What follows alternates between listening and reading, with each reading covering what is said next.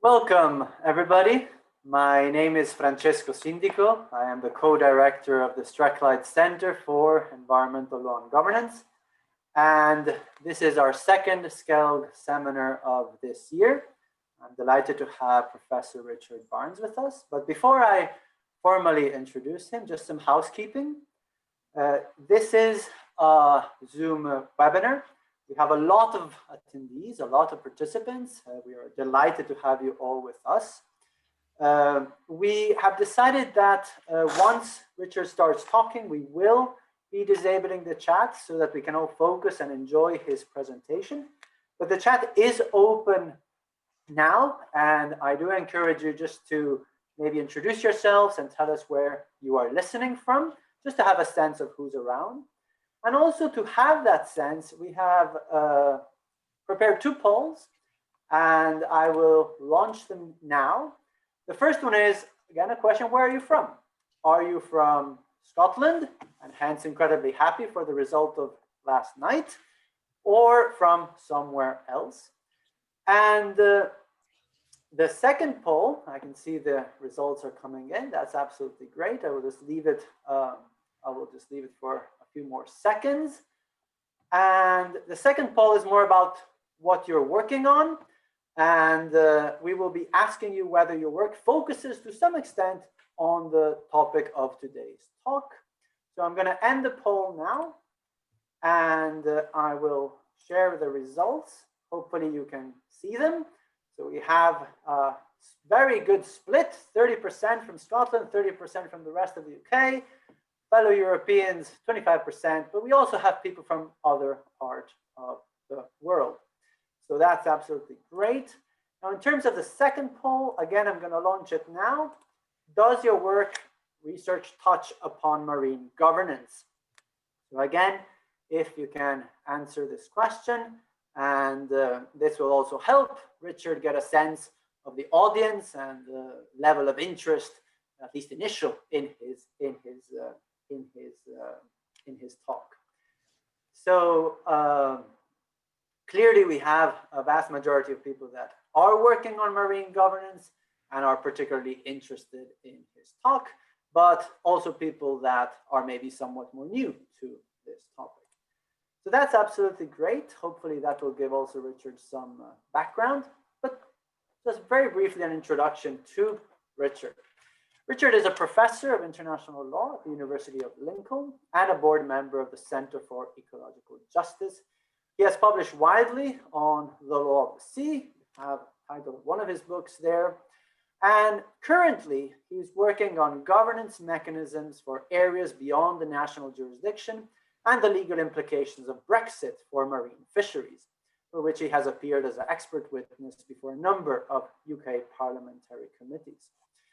So without further ado, I will give the floor to Richard. Richard will speak for roughly 40 minutes, maybe just a wee bit less.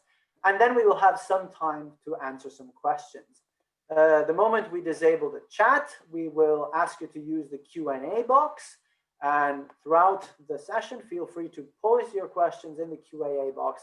And I will do my best to pose to Richard as many questions as possible.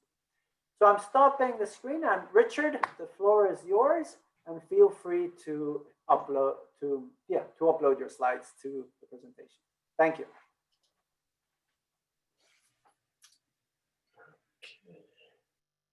Can everybody see my slides? Good, good. Okay, just a second while I also get some notes up as well there. So.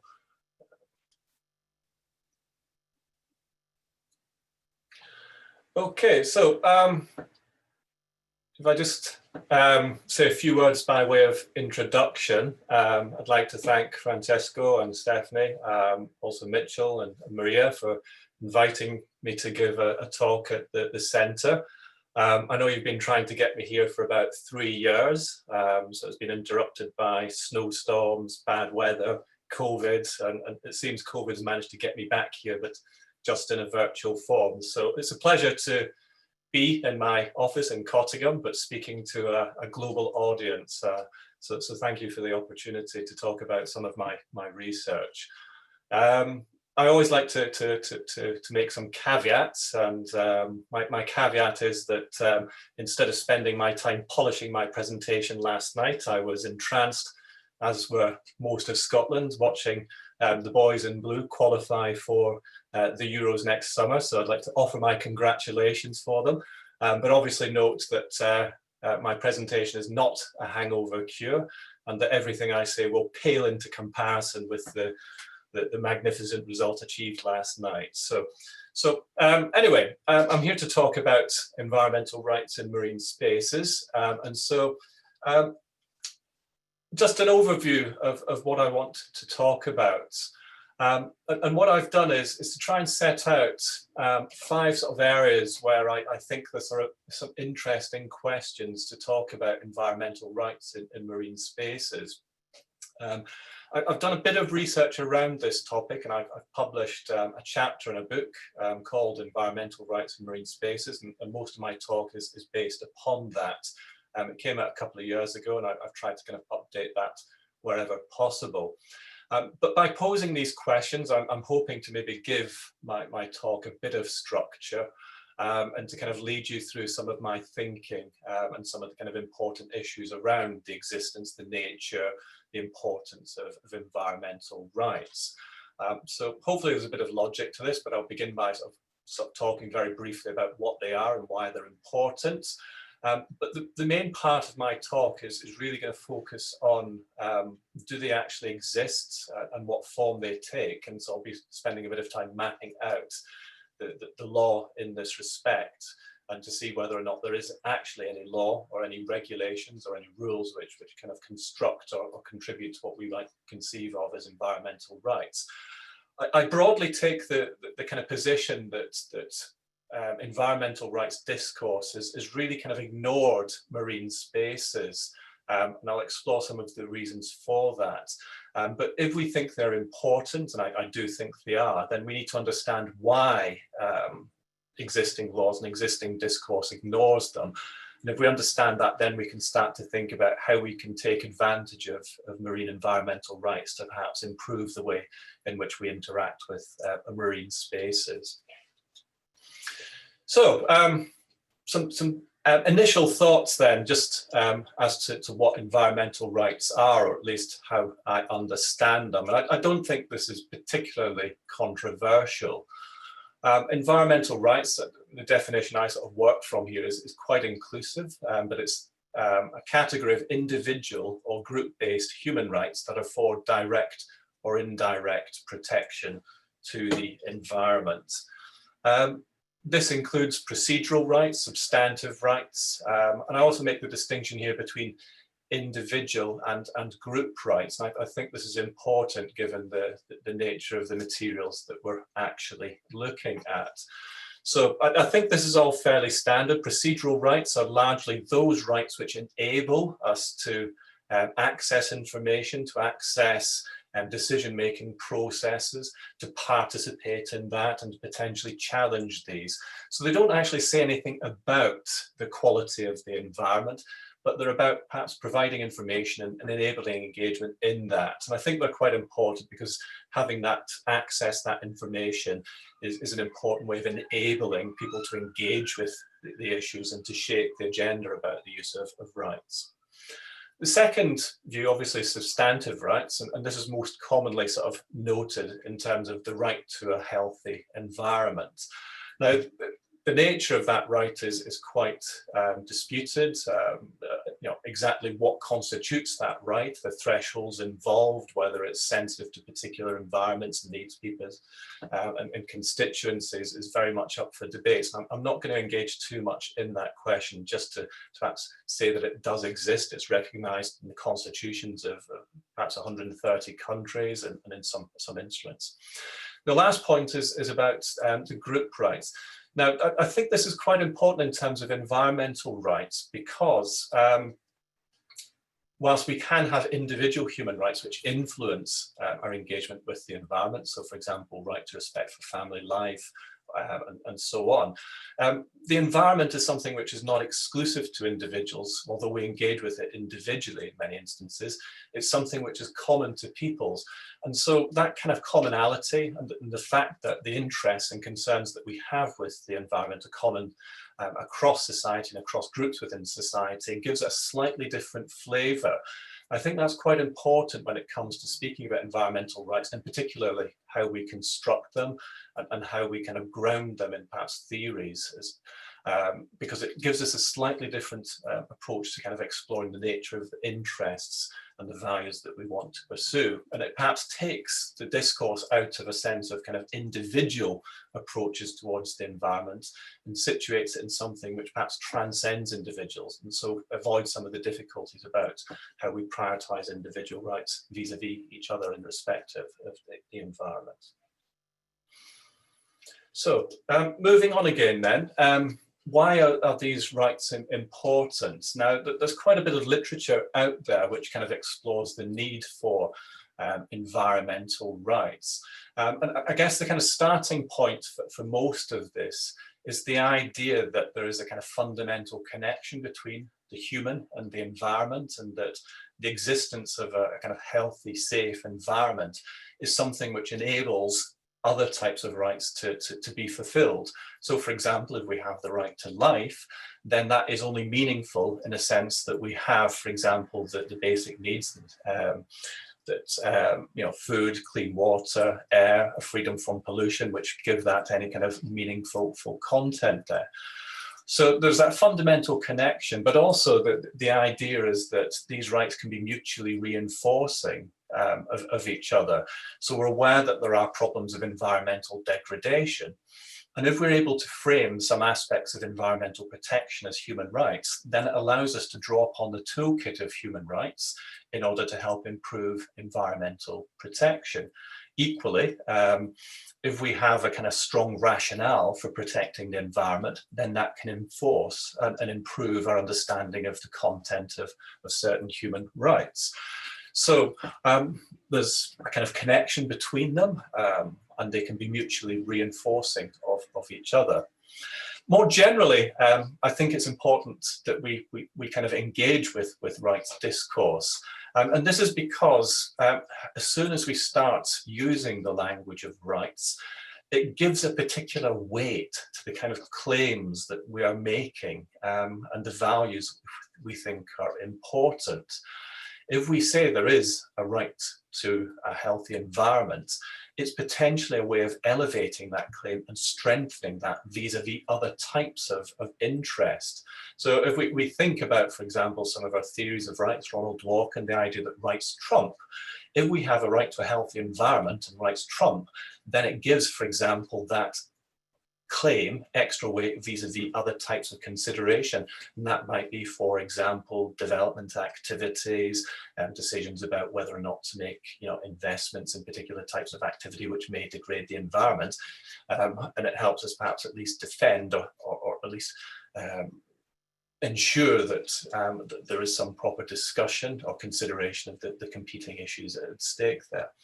The fourth reason why I think environmental rights are important here is because potentially it's a way of reconciling tensions between environmental protection and resource use. And this is something which I think is quite particular to marine spaces. Picture at the bottom there, Sea Shepherd. We've got the idea that environmental groups, some of them can be quite proactive and take quite strident approaches to try and stop, for example, perceived overfishing, illegal fishing activities.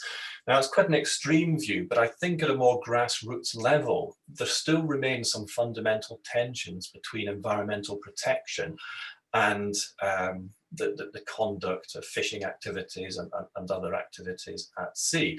So anybody who's on Twitter has probably picked up on a lot of this, and I've got some little quotes here which have been anonymized, but which are between, for example, people with an environmental perspective and members of the fishing industry.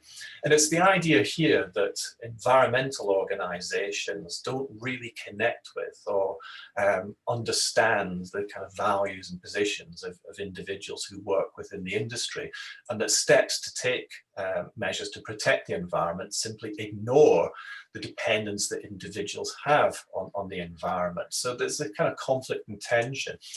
And so I think there's potential here for environmental rights if we start to think about, for example, framing, the interest that we have in the protection of the environment as potentially individual rights, as human rights, as the kind of claims that individuals have. Then it potentially gives us a way, a pathway to kind of engaging perhaps disenfranchised communities in questions of resource use there. So those are some of the reasons why I think this is an important area. So kind of building on that, the kind of origins of my research started looking at environmental rights and seeing kind of what the state of play on them was. Now, if we look at environmental rights as being kind of drawn from kind of human rights discourse, then when we start to look at marine spaces, it becomes quite clear that the kind of human rights haven't really occupied a significant role in the kind of regulation of marine spaces. They tend to be marginal. They tend to have come in quite late in the development of marine resource regimes and environmental regimes. And this is some kind of, it's a bit of a surprise in some respects, because we think of, for example, human rights as being universal and common to all people, and yet they're not always perceived as having applied in marine spaces.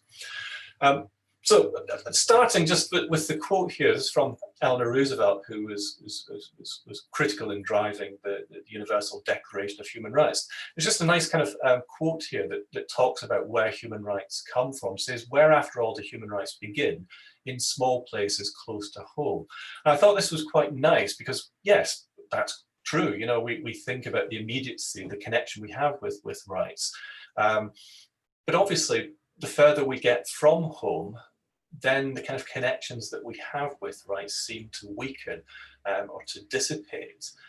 If we don't perceive something as being home, then does that kind of create a dissonance, a disconnection between us and the kind of nature of rights that we're talking about? This is very much the case for marine spaces. We don't live there, we work there, we transit through it.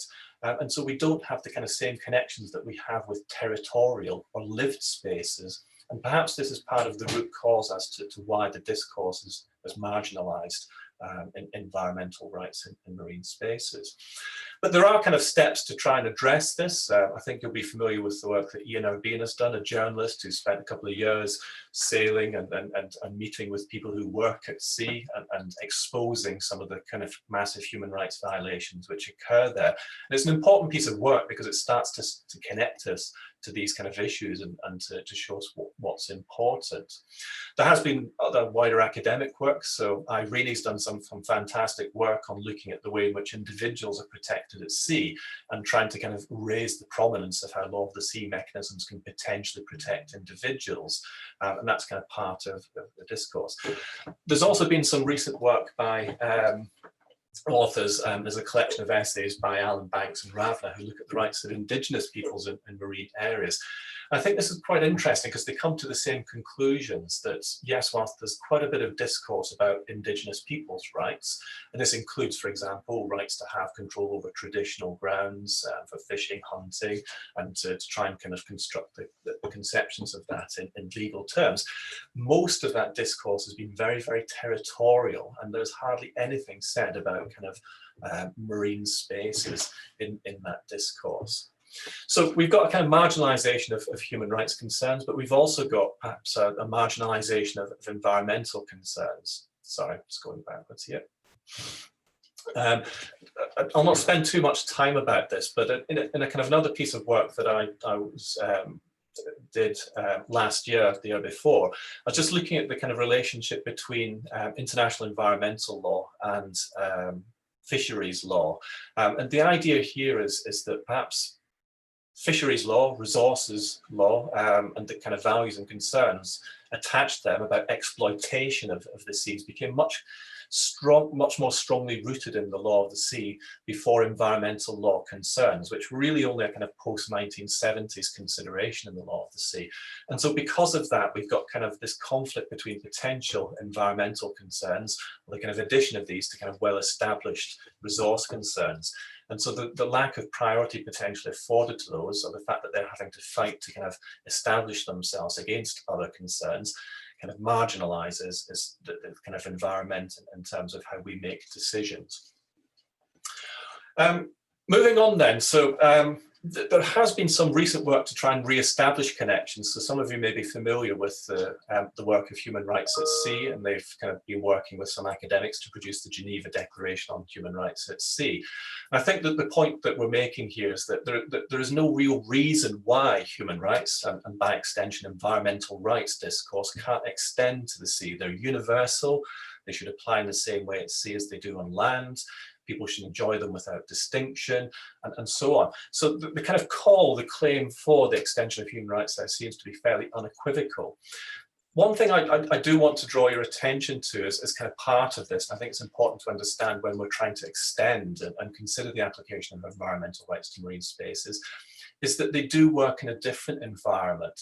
And so when we think about marine spaces, they've got unique characteristics, and so we have to think about them as maybe adapting or evolving in a differential way, or a way which is sensitive to the nature of marine spaces.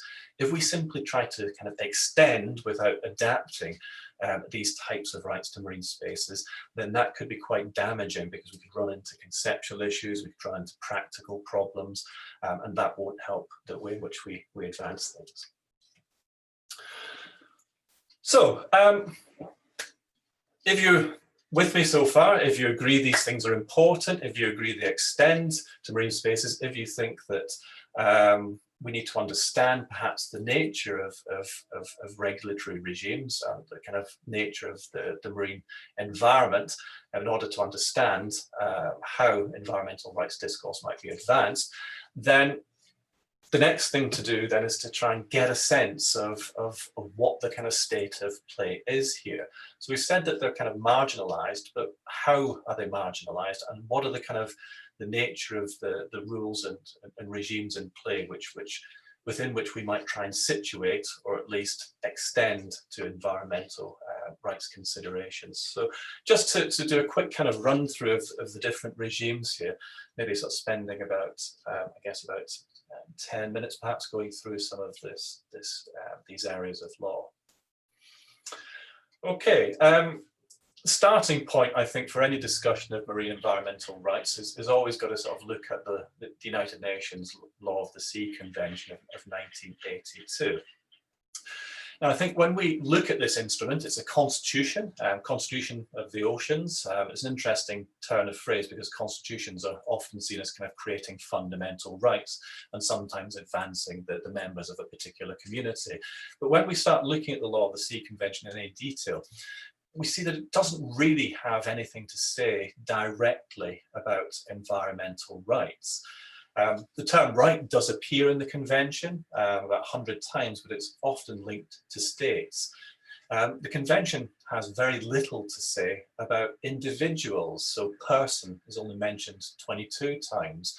And often this is being, as Irene suggested here, an accessory to ships.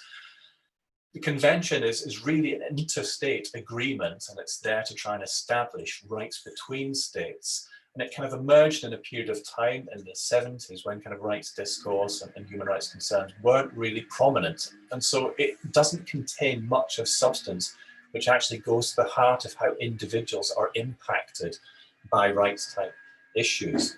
It does mention humans 3 times, 5 times if you include where it's mentioned in the title of an article or something. It's mentioned 3 times, and that kind of suggests how low individual interest might appear to be within the convention.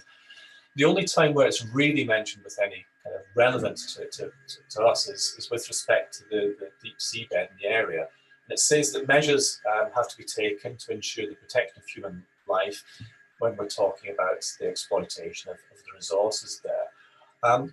Perhaps more generally, we can associate the common heritage of mankind and the regime for the deep seabed, where the exploitation of the resources are meant to be devoted to the benefits of mankind.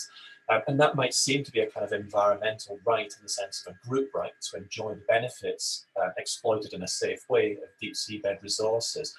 But if we actually look at that in any kind of detail, we then see that the kind of references to mankind there tend to be rhetorical, indirect, and policy oriented, and not something which individuals have an accessible right to. It's very much an interstate right. There has been some literature on this. People like Rich and Marx have suggested it might be a kind of third generation right, but I know Elisa, who's done some work on this in marine genetic resources, kind of takes the view that really it's not an individual or a group right, still remains very much dominated by interstate concerns.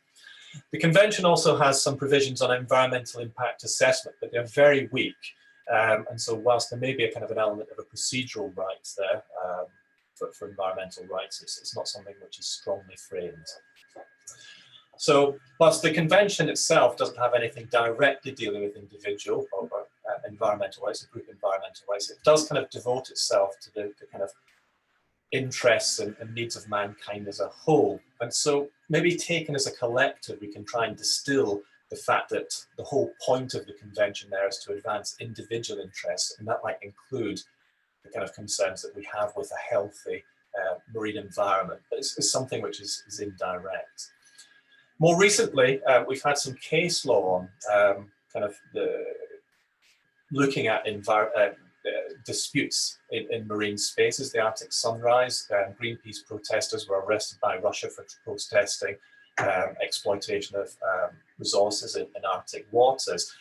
And in that case, whilst it was very much a law of the sea issue and governed by questions of the law of the sea convention, the Permanent Court of Arbitration did think that they could have recourse to human rights considerations when trying to work out what the meaning of enforcement jurisdiction was. And so in particular, Articles 9 and 12 of the International Covenant on Civil and Political Rights to do with due legal protests and treatment of individuals were relevant concerns to understanding how enforcement jurisdiction could be exercised under the law of the sea. But this was very much incidental to the main matters. Okay, so other instruments, we've got international fisheries law. So if you look at something like the UN Fish Stocks Agreement, it does contain some reference to procedural rights. So for example, Article 12 talks about RFMOs having to make decisions in a transparent way, and that they also have to make information publicly available. So there is that kind of type of procedural environmental right there. But again, when we start to explore this in practice, there's been a bit of research done by Clark and others, and really the kind of quality, the way in which these rights have been actually operationalized hasn't been satisfactory. There's still a high degree of closed decision making, inaccessibility of information within most fisheries management bodies. And so it becomes very difficult to scrutinize the impact of their decisions on the environment and so on, and the extent to which they take environmental concerns into account when setting fisheries management rules. There's the OSPAR Convention. So this is a regional environmental agreement for the protection of the Northeast environment. And it does contain what we might call kind of fairly sort of strong substantive environmental rights. So Article 2 there requires states parties to take all possible steps to prevent and eliminate pollution and to take measures necessary to protect the environment against adverse effects of human activities, but with this reference so as to safeguard human health. So quite a nice connection there between it and substantive rights. It also contains procedural rights. So for example, Article 9 makes out the obligation there to provide information to any natural or legal person. The emphasis there, not just to other states, but to individuals. And again, that could advance a kind of understanding of maybe where some environmental rights do do have a role to play.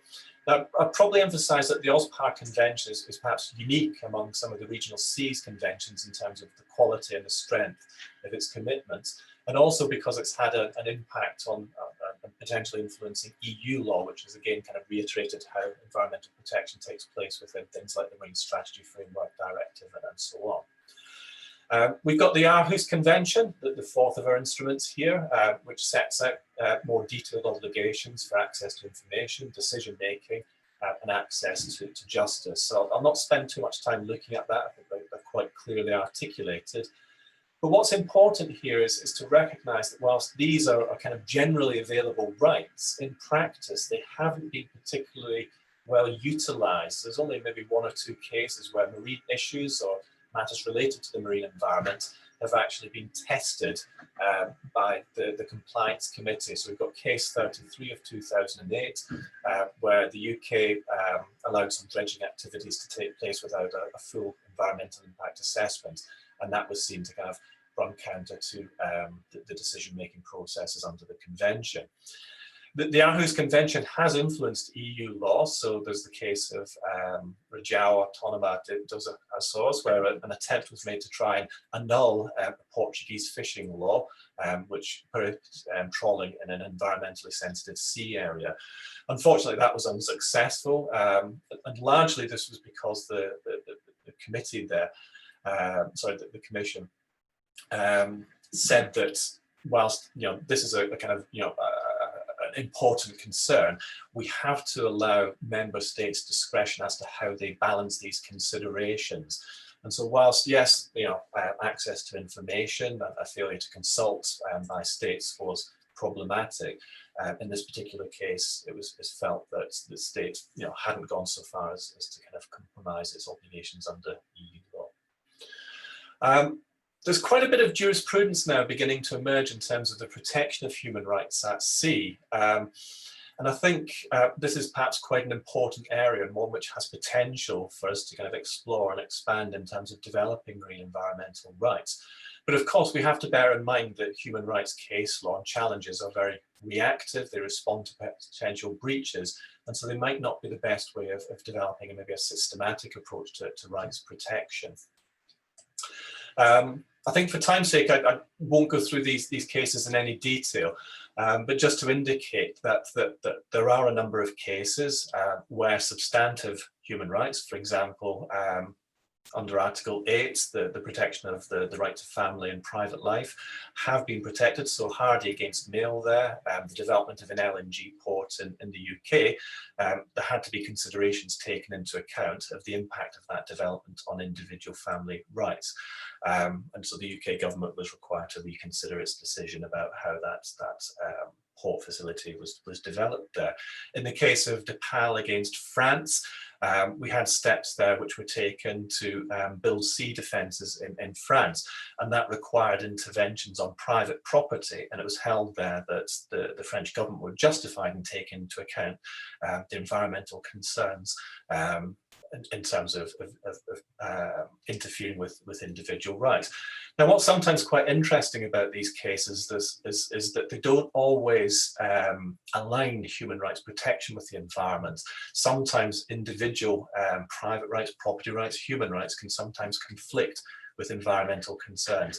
And I think this kind of touches upon some of the criticisms of environmental rights discourse. People like Geertje have spoken to this, that we shouldn't try and collapse environmental protection to human rights because they're not necessarily the same as each other. There's the case of Farsi Jama, which is quite important because it talks about the extraterritorial reach of human rights and to do with the treatment of migrants at sea. I think that's quite important because it has made quite clear that human rights do extend to sea and they do apply where states can exercise a degree of effective control over activities. So, we've also got then in the kind of last area, the rights of indigenous peoples. So Article 25 of the UN Declaration on the Rights of Indigenous Peoples makes it quite clear that there are the rights to maintain the connections and associations with traditional lands, but this also extends to waters and coastal seas. So there is quite an explicit reference to the existence of these kind of environmental rights in the context of indigenous peoples there. And this is quite important. There have been some cases which have touched upon Indigenous rights. So we've got the famous Mabo case in Australia, where it was held that the rights of Indigenous peoples could be advanced and should be formally recognised, despite subsequent government efforts to try and convert those or overrule those through kind of modern sort of property conceptions. We've also got the Apurana Mahawika human rights decision of the Human Rights Committee, where again it recognised the customary fishing rights of persons in New Zealand. So there are kind of some instances of where these rights have emerged, but they are quite limited. They are quite fragmented, I think, in practice. So the question then is that if we want to try and take advantage of this discourse, then we need to perhaps understand the reasons for this gap. That's what the law is, but why has the law kind of got to this point? And I think broadly speaking, there are perhaps two areas. When we think about the marine environment, what we fail to do perhaps is to take into account the nature of marine spaces, the nature of human activities. And the fact is that the kind of nature of day-to-day activities and our understanding of what happens at sea is perhaps not complete or not sensitive to the way in which human rights discourse could extend there. The second reason is perhaps because we don't really have a clear conceptual basis for marine environmental rights. Now, I won't spend too much time talking about the second point, because this is really sort of where my research is starting to go at the moment. So I've been having some interesting discussions with a colleague, Rob Klukas, and one of my PhD students, Kate Warnock-Smith, about this. And it's trying to understand what the nature of these rights are. Because I think if we have kind of disputes about the law as itself, then we need to try and ground or resolve some of these challenges with a kind of more fundamental approach to how we understand rights. So there are three reasons why I think there's perhaps a disconnect or dissonance between, there's a gap in terms of the extension of marine environmental rights to marine spaces. So three sort of specific points here, and I'll just say something briefly about them. I think I've got maybe a couple of minutes left. The first is that there is perhaps a disconnect between the people and the sea. If we think about marine spaces, I think, you know, except in fantasy novels and except in the movies, people don't live and spend significant time at sea. We think of the sea as being a place where we go to work, where we travel, we move across it, we exploit its resources. And so because it's not a lived space, it's not a space where we have a strong, immediate material connection, then first of all, we don't really associate it with a space where human rights concerns ought to be articulated. But secondly, and I think maybe just more as a kind of pragmatic consideration, the kind of practical opportunities for discussing and developing rights simply don't exist. When we live at home, we think about what our neighbours are doing, whether they're playing the music too loud, whether there's pollution coming from a nearby factory. The kind of incidents that we have at sea just aren't as common, and we're not maybe aware of them. And if we are aware, they're at a distance. And so because of that, maybe it kind of degrades, or it doesn't prioritise the importance of rights discourse in these contexts. The second reason is I think that for most of us, the law itself is too complex and it's too impenetrable, or it's too specialist. There are very few people who kind of specialize in law of the sea. Hopefully there's a few here. But because of this, it's not something which is accessible to everyday people. And so because of that, it's something which kind of puts you off. It's something which, you kind of leave to experts. And so again, that kind of undermines the connection between individuals and the nature of activities at sea. And the last reason is the absence of property rights. This is perhaps more controversial, and it's not something I'm kind of arguing that there has to be an extension of property rights to marine spaces. We're not trying to privatize the oceans. But if we think about a number of human rights, they do tend to pivot on the existence of property or other interests. So you think about, for example, even basic laws on nuisance and tort and freedom from interference by polluting activities. often it's the impact of pollution on those property rights which can give rise to the kind of claims that individuals can make. But if we don't have property rights in marine spaces, then that removes some of the kind of rights of standing and the interest that individuals and potentially groups might have in advancing kind of claims in order to protect those property rights and to make use of human rights to achieve that. So those kind of are potential reasons why we don't have maybe a stronger discourse for environmental rights in marine spaces. And so obviously the kind of ways in which we need to respond to that are to try and reconnect with those kind of themes there. And I think, you know, the kind of challenges for us now are then to think about how we develop the material connections and understandings of the sea. And so this kind of comes back to the points I was making earlier on about Ian Urbina and some of the literature on human rights at sea, and some of the ways in which these kind of messages are being profiled, because we have to try and think about how we as a society, we as individuals can engage with these. And so first of all, it's about understanding it, seeing what's happening at sea, and then for us to then try and generate some connections and legal relationships which allow us to kind of extend our interests to that, whether it be marine spatial planning, whether it be the kind of advancement of human rights discourse. We need to kind of push forward on those agendas. The second one is for us, I guess, as lawyers in particular, to think about how we communicate and manage the complexity in law. I normally throw up something called a Herndogram, which one of my colleagues at Hull, Mike Elliott's developed here, and it kind of maps out the kind of range of laws which apply there. And it's just horrific, it's intimidating. But we need to think about how we simplify and how we kind of extend and make accessible legal processes to other types of users. And I think this is where perhaps rights discourse can be quite useful, because in many respects, you know, human rights discourse is quite simple. It obviously, you know, it's multi-layered, it unpacks lots of difficult questions about how it applies and what the values are behind it. But the nature of kind of human rights discourse about a claim to protect fundamental values is very, very simple. And it can be used as a way in which we engage individuals. So whilst the human rights at sea Geneva Declaration in many respects is soft law, not binding, it's quite significant in terms of extending that language and discourse to a much wider audience. Then perhaps more controversially, we've got the consideration of how we develop property rights in marine spaces. Now here, I'll probably just finish on a brief note and say that I'm not advocating privatization of the sea. Some of my earlier work has been very much about stewardship and thinking about how it's not individual rights at sea, but collective rights, state rights, which we can try and think of in terms of stewardship. But by establishing stewardship, regimes which you know, designate sea space, parts of the sea, as perhaps held collectively on trust on behalf of wider communities, may be a way of trying to kind of start discussions about, you know, how we can then build upon kind of property rights discourse, but then allow that to kind of start to open doors towards the protection of environmental rights in the same way which has happened with kind of territorial type property regimes.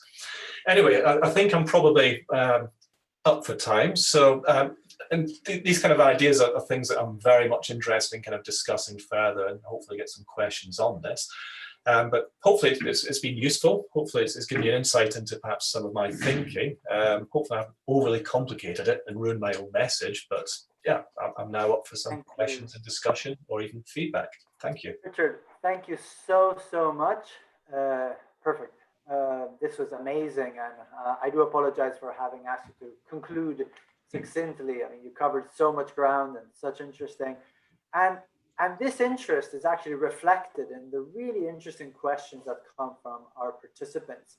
I'll do my best to ask a few of them. We may not have time to ask all of them, but I will share them with Richard, and maybe Richard can then reach out also to the specific participants after the session. So let me start with one from Stacy. And I started with hers for two reasons. One, because I know for a fact that Stacy is listening to us from Barbados. And if you know what time it is in Barbados, well, thank you so much, Stacy, for being with us this morning. But she has a very interesting question. So for those of you, especially in the recording, I'll just read it out loud. As someone who lives on an island, marine spaces play a huge part in my sense of identity and mental well-being. how can a concrete protection, expression of my human rights be linked to such potential nebulous yet crucial concept as sense of identity? And then she does ask if there's some case law coming out from the Caribbean region. Let me just bring another question to you, Richard, because it does link to some extent. It's the third question. It's from Laura Major, a colleague at the center. She's asking, so she's an anthropologist rather than a lawyer, and she's asking how much the disconnect difficulty is also due to this marine space as a material space more directly. It's fluid. There's an absence of the relatively easy borders or boundaries of terrestrial spaces, for example. And nicely she writes, our rights discourse is too grounded, literally. And I think the two questions do talk to each other. So I'll give you first the floor for these two questions, and I'll choose a few more. Okay, yeah, fabulous questions, and I don't think I can answer them probably to Bridget and sorry, to Laura and to Stacey's satisfaction. So, in terms of the identity, I think this is a really interesting one, and I think you're right to say that actually, you know, that there is that kind of relationship which can exist between individuals and their environments. And I think it's something which is much stronger in coastal communities, you know, island states. And I think, you know, I certainly pick up on a lot of this when I'm looking at things like Brexit and fisheries, and the fact that, you know, for generations we've just ignored these kind of marginalized communities. And so I think in part, I think it's one about how we actually motivate or advance those kinds of issues. I think I agree with you, it's an important set of values. But if we actually want to do something with it, we have to be able to kind of mobilize political opinion behind this. And I think in many contexts, the kind of interests that you have there are so individual, they're so diffuse, that it becomes very difficult to kind of mobilize opinion behind them. Now, it is kind of possible, I guess, in terms of things. So I think, for example, in Scotland, there's been quite a lot of work done around kind of marine protected areas, and, you know, there's some fabulous work in the Arran Trust. I think they've kind of established no-take zones, and it's been very much a kind of community-based kind of activity there. But this took kind of individual leadership, it took kind of input from scientists, but also from resource users to try and establish a kind of a space where kind of, you know, governance and decisions were being taken that reflected the kind of connections that those local communities had with the kind of sea space off the coast. And for international lawyers, I think, you know, there's a bit of recognition of this with things like the archipelagic states regime. And so the idea is that there is a kind of fundamental connection between archipelagic states, so, you know, the people who live there and the dependence that they have on marine spaces, and that was given elevated protection within the Law of the Sea Convention, and so much more exclusive rights and you know, limitations on international access to archipelagic waters were kind of follow through from that. But I think both of these sort of speak to the kind of importance of enabling kind of, you know, the groups who have those kind of interests to try and advance their claims. With Laura's question about the kind of the rights discourse as being sort of too grounded, I think you're right. I think, you know, in addition to the fact that, you know, we live on territory, and so we have those material connections with territory, I think the nature of marine spaces make that much more difficult. In the chapter in my book, I do draw upon, not my book, my chapter in the book, I draw upon material discourse sort of approaches to try and articulate some of these concerns.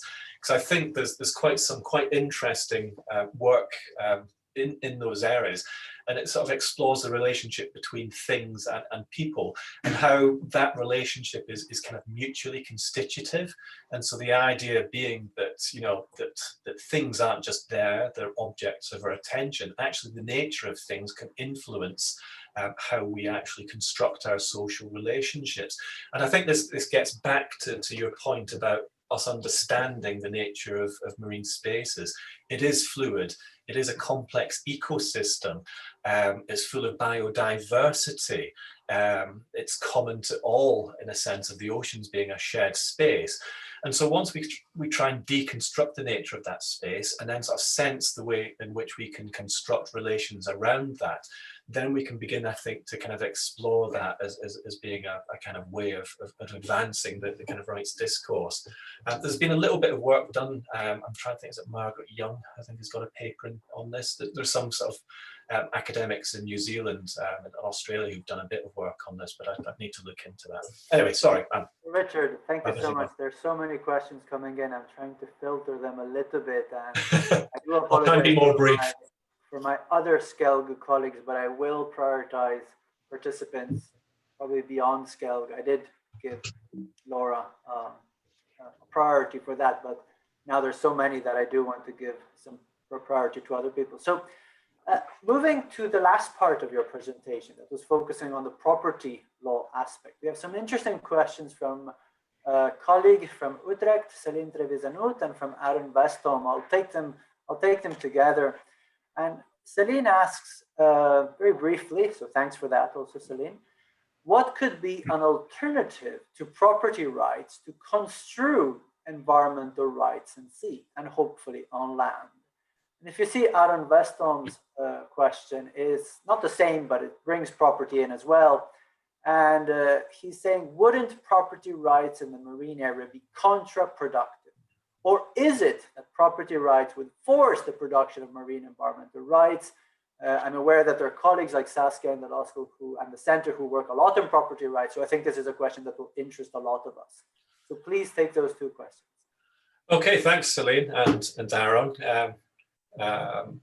Just with Celine's point there, I mean, I think obviously we have to think about what property rights are, and we can have private property, state property, common property, stewardship. So it's quite a variable regime there. And what it has in kind of common is that property defines our relationships between ourselves in respect of things. Now, it's problematic as kind of a basis for environmental rights, because what it does is it kind of advances a kind of an anthropocentric view. We only view the environment through the lens of kind of our ownership or relations to it, and it doesn't quite capture the kind of what you might call ecocentric perspectives. And I'm sensitive to that. But that's maybe a limit of kind of more general legal systems. I think I touched upon stewardship there, and I think that the whole point about stewardship, which makes it interesting, is that it's a regime of property, but which is defined by an overarching set of responsibilities as opposed to claim rights. So the idea is that whoever is the holder of the stewardship responsibilities has to exercise those responsibilities, and that might be to look after, to restore, to maintain, to deal with the property towards what you might call certain public benefits. And those take priority over the kind of typical private incidents, you know, the right to exclusively use the property or the right to exploit it for monetary gain or to sell or buy or destroy it. So I think that's the way I would kind of approach it in terms of marine spaces. And I think it's probably important because you know, marine spaces aren't, in a sense, exclusive to individual states. So we can't start from the point of exclusion. We have to talk about responsibilities first and foremost. And maybe this could extend to land. And I think, you know, that's something to explore. Aaron, I think, yeah, I agree that sometimes property rights can be counterproductive in the sense that we defend our property against intrusions, and sometimes the state may want to make decisions that interfere with our property, but for the wider public good or the wider public benefit. So yeah, you sometimes might have to limit development in order to protect the environment, and the owner of land might reject that. And property rights can be a force for doing that. Obviously that is a risk there, but that depends on how we construct the nature of the rights and the balance between those public and private interests, I guess.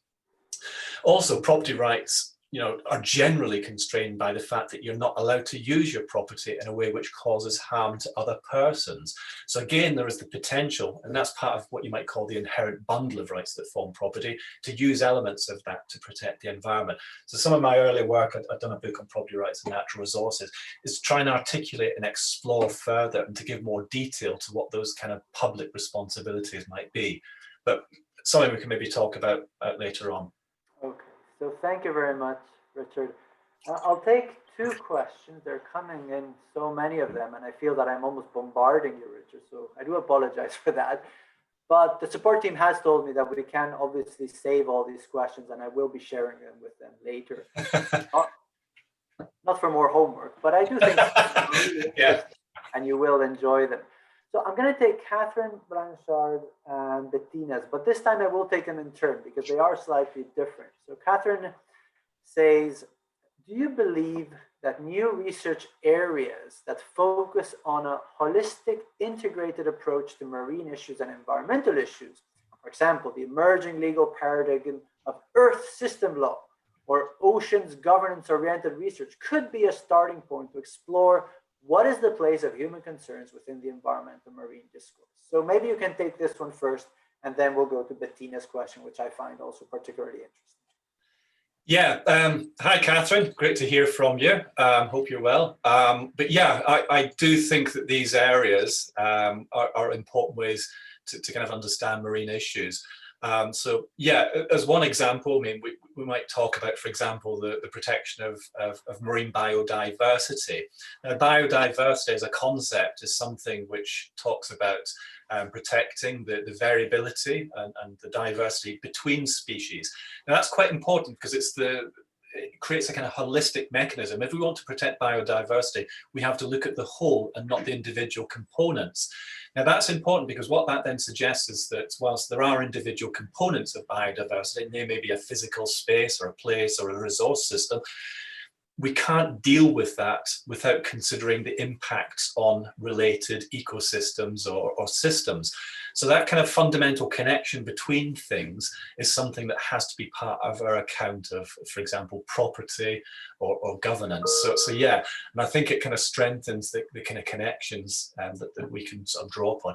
Similarly, Earth system governance, Louis Kurtze, one of my colleagues in Lincoln, is doing some fab work on this. And I think it's really interesting because I think the idea that there are what you might call planetary boundaries, and there's kind of growing concern about these as being absolute, can start to then feed into some of the discourse about what we might think of as being public responsibilities or the public aspects of property or the absolute boundaries of minimum thresholds for environmental rights. As soon as we start to approach or transgress these, there have to be perhaps some who can use these as potential constraining forces. So yeah, great question. Thanks, Richard. If we scroll down the Q&A box towards the end, there's Bettina Kleining. She has a really interesting question, especially for somebody like me who's not an expert in law of the sea or marine issues. And when I think of the sea, the ocean, I think there's so much of it. It's so big. And she asked, would you say that the issue about marine spaces and human environmental rights differs in the various maritime zones?